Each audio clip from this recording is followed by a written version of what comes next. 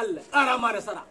sai yanzu ka dama zuwa Ai zuwa na uku yanzu ne dawo. sai yanzu ka dama zuwa Zuwa na uku yanzu ne. ina zaune a fada na ƙari zama na tura kiranka na tura maka takarda ya fi shurin masa ke je kira ka ya kai kenan Ai yanzu na zuwa na fa uku yanzu na ƙara dawa saboda na ji an ce lalle ne zo gurin ka kana nema na. ya ga maka abin da ya fi dan naka Abin da na sani. bai ma ga ma ba kenan Abin da na sani. amma ya kira ka zo fada irin ta yar makociya ta yar gidan maman gandai ya dirka abin tsaya wai ne da koyon wata da koyon biyar dan haka ni ba zan amince ba Ai dana danka ne. Da hukuncin da ya dace a mai a yanke. matakin farko matakin da shari'ar musulunci ta da gidan za da Insha Allah zan kama shi.